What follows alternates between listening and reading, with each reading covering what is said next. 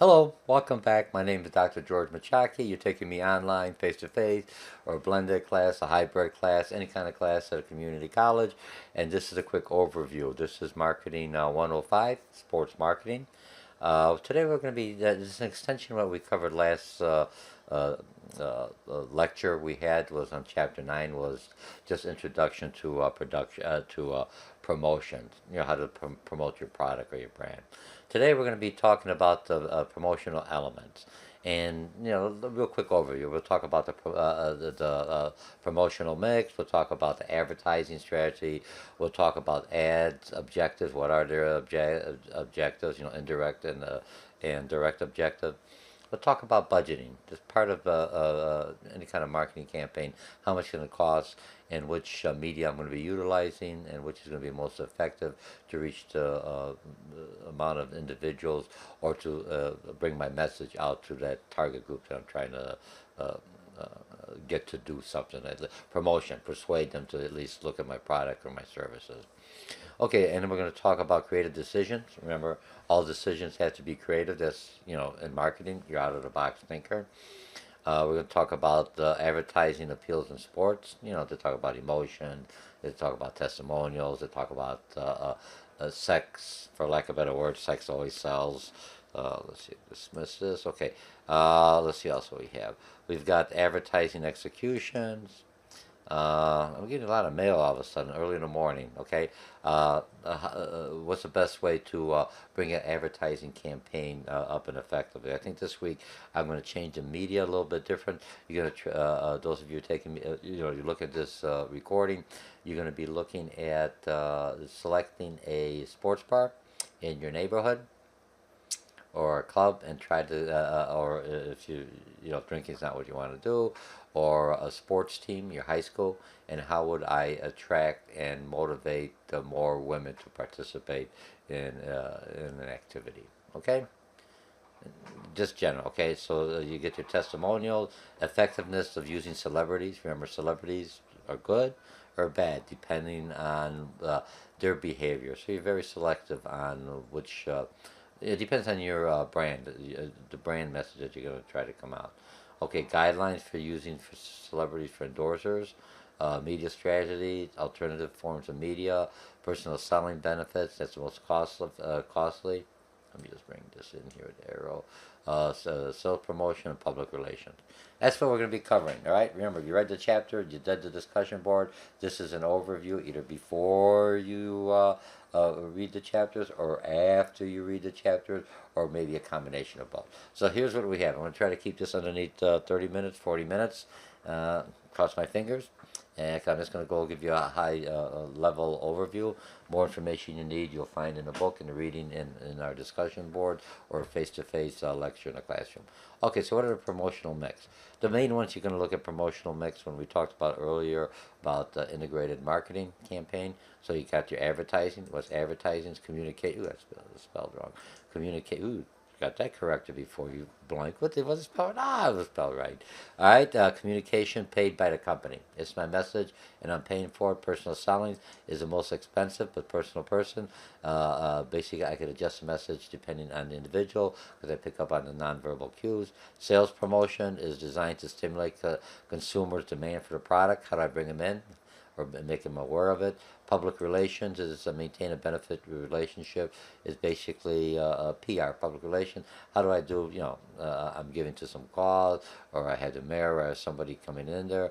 Other aspects. You got to look at the campaign. The campaign is a message. Every marketing campaign always changes. Okay, what's the brand? Is it short term to persuade them to look at my product because it's new, or I did something wrong, or I look for apologies, and I'm always measuring, how effective is the campaign against my brand? Do I have more of a recognition? Do I have more of a buying? Remember, the whole thing of marketing and advertising is to get customers to come in and try my product and become repeat customers or become brand loyal to my product or service.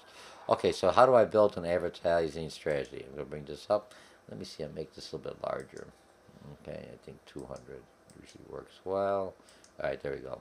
Very good. And I always make sure I got my picture in here somewhere, right? Okay, so you're looking at your ad's objective. What is the objective of the ad? Awareness, quality, whatever. Bring them in. Your ad has to do something. Not just doing out there, or maybe just say, hey, we haven't heard from you. All right, budgeting, how much it costs us, create a decision. And I'm gonna break these three down here, and then strategies and added evaluation. Okay, and this one's a link. It didn't seem to work, so I'm not gonna go on that. And it's spelled after the dictionary. Okay, your first manage advertising objective. You've got direct objectives, is elicit behavior from a target audience. You want to buy something. That's my very direct. Buy it now, get it now, try it now, get it, here's a sample. I want you to purchase and walk away. The objective of all marketing sales is basically to get the customer not to leave, to get them to make a commitment. In business to business, when you're taking sales, is to get the next meeting because they have a little different procedure because you're buying by quantities and repeat sales. So you have to go through different buying centers within the corporation. But if you have a meeting, is how do I set up the next meeting? And face to face, I want them to walk out with a commitment. Okay. Okay, now advertising to the end users and sales promotion and advertising. And basically they're tied together because whatever my promotional campaign is, if I get 10% off, I already know what media they found it. If you get a catalog, they ask you to cite the catalog number. Always wait for this as your last catalog because I usually get the best prices because they're trying to get me to come back to become a customer. Okay? Now indirect objectives are basically based on establishing behavior. Response to advertising. So I know this type of an ad works better for emotion to get people to buy. This type of an ad maybe was a coupon, works well for them to try a new product or something else. Okay, accomplishing such goals. Am I using my ad to increase awareness? Milk is safe. Milk is very beneficial, and they did it as a whole campaign because milk sales overall, all competitors, milk product may be the competitors, but they work for one solid message to work that through. Okay. Let's see. Let's see real quickly. 1 second. All right. I just had my grandson looking in here. I'm going live. I'll be done in a second. Okay, indirect objectives should lead to more direct behavior response. All right? So there should be a correlation. Okay, now budgeting. The hardest thing about things, how much could I afford? Every project is going to have something, but how much could I afford? You have to look, you have to be within your constraints. If I think I'm going to get a higher return, I'm willing to spend a little bit more. If I think there's to be a bigger return or more customers coming in, or I see the campaign is successful, I may be willing to extend the amount. But it got to convince me. It's always return on my investment. How many clicks? How many people are going to look at it? Is going to be working. Now, one way, competitive parity, you look into your competition or competition between different products. So you're going to see how much the cost is. Is it worth for me to spend that much more? And how much more is I'm going to increase in my sales? Percentage of sales. How much is, that's one way of budgeting. If I look at my sales increase that much, I'll budget more for marketing and everything else. It's just another way of looking at how many customers are going to bring in. And objective and tasks is ideally stem from objectives. Advertising, what is my ad trying to do? You just don't do an ad for nothing. It's to do something. It's persuasive, promotion. How do I get them to look at, talk about them, do something, go viral, do something so they tell other people, did you see that crazy ad George had? That's the whole thing that's going to do, okay? Now, your creative decisions. When I'm looking at creative decision, you got to identify the product benefits. We talked about our SWOT earlier, strength, weakness, opportunity, and threat. And you have to look at this from the perspective of the consumer or the business or your client who's going to be utilizing your service. And how do I do that advertising appeal? Depends who my target market is. Who am I appealing to? They may, certain colors may be, if it's cultural, may be a bad omen. Certain sign may be bad. Certain thing may be more risque. I want more risque. I want that person to say, "Ooh, this is something that's gonna that I'm violating something. I'm stepping out of the box. I'm doing something that is not I'm out of the norm." And because I put on this sports jersey or something or whatever. Okay, now Gatorade series, you talked about that. How did they go into the G series? It was a whole marketing campaign that was continuous. Okay, advertising in sports. What do we have? Health. Hey, you out of shape? Play golf. do walking, do anything else, they try to do on that. It's a good, healthy sports. Emotions, I mean, if you got stress or anything else, is a good way of relieving it. Or how do you keep your emotions in check? Or how do I balance my emotions? And sports is a good way of controlling your emotions. And, fear, against when you're getting old, you need to exercise. Sex always sells. Talking about who are they selling to? Are they selling to women or are they selling to men, golfers? Now, look at this. Here's what I want to do, because women are being the target for a lot of sports marketing. How do we get more women involved? Will this attract women into golf? No, but if I had a good-looking, maybe my thing in my physique when I was younger, with a golf club is, hey, I kind of like this guy. Do you see what I mean? So when you're looking at who am I targeting, and this one here basically looks like it's targeting more men, but I would have one for the women and have a good gentleman that's, that's why Tiger Woods or some of your, when they talk about appeal, is basically they're good looking, the energetic. There's some kind of appeal to either the opposite sex or the same sex if I'm looking at someone that I'm going to look up to. Okay? Or pleasure for fun. Again, this one. This one I'm looking for pleasure or I'm looking for fun. How we're going to be doing this. All right? Now, advertising execution. The message to Sideline. What is the Sideline? One or two messages.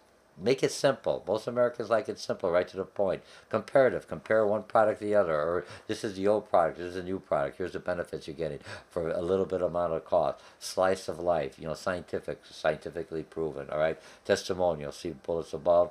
And Nike. Just do it. Link. Okay. I got the link. I don't know if I could be able to see this. Yeah, sometimes I always try to do this because I'm live on here. After 25 years, just do it. Is that and this is one that keeps on working. Oops, no. All right. So let me just go. I got a lot of security on here. After 25 years, compare male. You'll just do it. Cowboys, coaches won't. Okay. So look at the ads. We talked about this. I'm just always worried about I get locked out of here. Okay. All right, so we got that. Now, the next one is pretty good. Is testimonials with sports celebrities. Remember, if I'm a participant, sports celebrities, they say, hey, I use this club, I use this bat, and this is all very beneficial to me, so that works out well. Do you see what I'm talking about? Because I'm a sports celebrity and I'm promoting that product, and I'm good at what I'm doing. But you better see that sports individual utilizing that during the sports game that he or she's playing in. Okay, okay. They had him looking at the. Now he's an old timer, so you may not look at it. But look, he's not advertising sports; he's advertising for arthritis. Okay, so now to somebody baby boomers, oh yeah, I can't golf. Here's how I still like to do enjoying the golf. I'm not as good as I used to be because of my age. I've got my limitations, but this now I'm advertising because. See, but for younger people, they want to make no difference. Who the heck is this old dude? All right? Are we good? Okay. Nothing personal. I don't want to get anything out of trouble. Okay, so effectiveness. Now, how effective are sports celebrities as source of messages? Are they credible? Expertise, trustworthy source of message. If they tell me about the sports, very effective. If they tell me about politics, that's their own personal opinion. Unless they were like Arnold Schwarzenegger, that was a governor, so I may listen to him a little bit more. I know how successful he was. California, yeah, give or take. You know what I mean? We got a lot of issues now, taxes, everything else. I don't know if I want to be there, but he at least I could. When he talks about politics, I may listen to him more than someone who's never been in politics. Or for Winfrey, nothing. Oh, she's not a sports figure. I'm just looking at a celebrity, and she's trying to do something. Maybe, but who could we say? Look at Donald Trump, never been in politics. Here he is, our president. So they may have something. It depends on how they present it and come across. Expertise, right? Knowledge or skills. That's what I'm basically looking at celebrity. They got the knowledge or skills. Hey, this makes me release stress, or this helps me lose weight, or this gives me energy. Do you see what I'm talking about? I'm still a celebrity from a sports, but I'm trying to sell another product that may make me more effective and efficient as a participant. Now, as a spectator, maybe the clothing he wears or she wears. Oh, I kind of like that. I look kind of cool. You know what I mean? It looks like my brother plays golf, and basically he's all duded up. Me, I've got a pair of jeans, everything else. He's got the hat, he's got the gloves, he's got everything else. He plays a game. He plays better than I do, but he's not the best, but he's dressed the part. Okay? because this is what a golfer should look like. Okay, now attractiveness again is basically physical beauty, like it or not, what's appealing, or non-physical dimensions, or basic personality, lifestyle.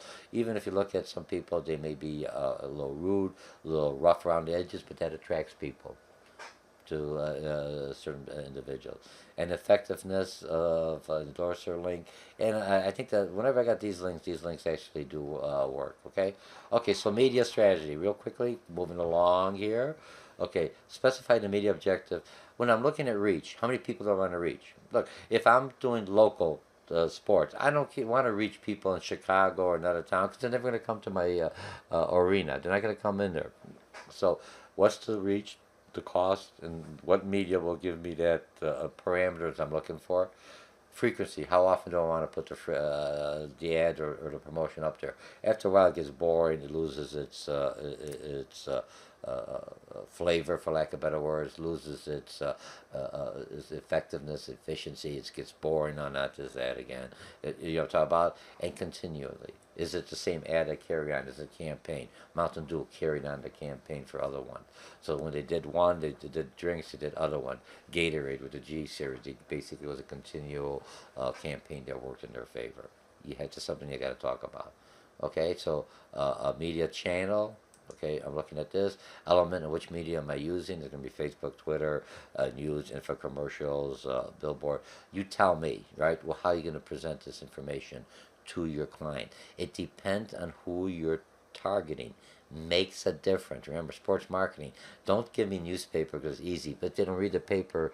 That's not who you target. Baby boomers, yes. Generation G, Generation Y, Generation X, yeah, they're more into the internet. They're more into the social media.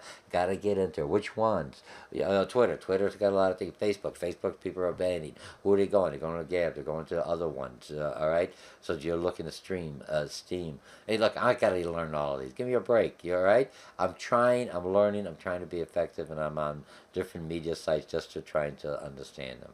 Plus, if you get on there earlier, you could have your name on there the way you want it, so no one else takes it.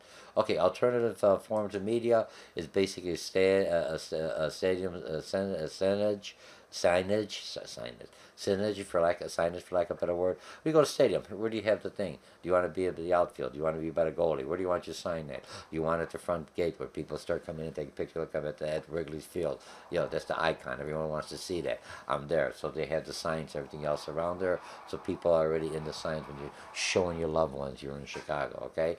Other outdoor signs. Now look at this one. It's a parade. You had a big Coke bottle, a big Met, or you have people walking around. They got signs. You got your T-shirts, your jerseys. Those are other outways of promoting your product when you're selling it. What else could you do? You got cars driving around that have signage on there. Okay. All right. Media linkage on here again. Let's see if I got to go. Yeah, again, exposure. How long it's going to be on. Attention. Remember, you got some of those quick ads on YouTube and social media. After 2-3 seconds, they turn off, but they give you just enough about the product. Maybe sometimes it catches your attention. You're going to go a little bit longer on there, but they know after 30 seconds max, people are flipping that button, clicking that button, all right, and recall. Could they recall the message? I got the jingle, but I can't tie it into the product. I got the jingle, I can't tie it into the service or your product or to the company that you're trying to do. And then again, you got your internet. Is it a good fit? For some products, yes. Platform of choice. Is it interactive? Do you have streaming? Look, a lot of the internet now, they got streaming, they got everything else going on. Very interactive. That's why it's what's hurting the mainstream media, because it's only one-way downloading, and it's only their narrative. I want to challenge your narrative. I can't say that. I can't write it. Maybe they write it. Here, I'm interactive right away. You have people, they already know. It's a different way of presenting news. It's a different way of presenting. People want constant, they want news and they want it now. So how do I utilize this? Not all. So I still like my Wall Street Journal. I still like to relax, have a cup of coffee, no one bothering, read it at my own pace, go back. Other people want a quick, find short bits, let's go. Right? So what happens with the media, you have the ads out there knowing that most individuals will only read the first paragraph, and maybe the ads just to catch your attention is just bogus. Oh yeah, and you take it for granted. You don't read the whole thing. They're telling you the ad was basically means completely different than what the headliners were. but I still got my message across. Maybe not the way I want, so make sure you read more into it, okay? Okay, personal selling. When I look at personal selling is the most effective. Personal selling is the most expensive. So when I'm doing personal selling, I'm selling for companies, all personal selling, because I got repeat customers, I got a higher product. I'm doing something that has a higher reward back, cost me more. Personal selling is the way to go. YouTube is another way of doing some personal selling. Online, if you do like chats or some kind of blog, again, that gives personal selling, but it doesn't give that emotions or the nonverbal cues that could respond real quickly. Face to face is still the best, okay? Allow us to immediately adapt to the message. So this one is here. A salesperson works, you can kind of get a feel. If you're selling or being in a business long enough, you could tell which ones are asking the questions. They know some information. They're just there shopping around, just getting information. Others are serious buyers. And you can pick them up, how their attire, how they dress. And, you know, those of you who have ever been in sales, car sales, you try to pick it. Don't look at a person because he comes in bummy. He or she may have most of the money, just like to just dress bummy. You can't always tell by their looks, okay? The most successful salesperson can, but after a while they'll be able to find out. Allow salesperson to immediately adapt a message. You got a family, or it's very family oriented, or you're single man, this is what everyone's driving. It's a car that shows your personality, for lack of better words, okay? Allow salesperson, okay? Allow salesperson to communicate more information depending on how much you want. No, I already know about this. Oh, this is too techy. Could you water it down for me? Increase the likelihood of a target audience to basically paying attention to the message. I'm right there. I can adjust to it. I see their body cues, just like when I'm doing lectures. Here, I don't know if you're falling asleep on me or I'm keeping you awake. I don't know. In class, I could tell you're on a cell phone. I could come talk to you. I could readdress the message. When we start doing some of our live chats with in the classroom, when I have live lectures, synchronized lectures, basically, then I could kind of see with the verbal response. So it gives you more of an interactive type of media. Increases chance of developing long-term relationships with customers due to frequent person-to-person communication. Okay, only got how many more? Almost done here. Phew, I think I'll finish it in half an hour. Strategic selling process are the elements that are considered for successful. Red flags, response modes, sales buying influences. You know, is it economic issue? User buyers. You know, is it psychological? Is it something that they want for their health? Is it technical buyer? He or she, I got to sell more on the technicality, the usage of the service. The other one is looking more for aesthetics. And then a marketing funnel. When you really look at it, let me make this. I kind of like this funnel because this is how it all starts off. When you get a customer. Remember, your marketing campaign brings them in, it's awareness, I got the product on sale, or whatever, or the benefits or anything of a new product, and then you generate interest through this. They come in, and then they evaluate the product in the stores. My salesperson basically gives the feedback, always working with the individuals. You got any questions, you look a little bit confused, let me show you how simple this is, and then I get a commitment here, let's sign up in here. You could take it out for 30 days, take it for a test ride, do it, whatever, and then basically you're happy with it, you tell other people, your cognitive dissonance, you know what I mean, and that's why they say, hey, how happy are you? They keep on reminding you got a good product even after you purchase it, so you feel confident about your decision, especially if it's a high ticket item, and you tell people, look at the best thing I ever bought, and then the process repeats again, right? And you're always measuring how effective your campaign is. Or I change the message, okay? All right, so what do we have now? Sales promotions, again, a variety of short-term promotion activities to stimulate immediate product demand. Buy it now, 2-day sale, 3-day sale, 20% off. You get a coupon for the next sales or whatever, okay? Premiums, giveaway, contests, sweepstakes. What do you want or not to look at more for information for data mining? Sampling, try this out first. Software, you got 30 days. Once you figure it out, then you can't use it no more, but then all your data is in there.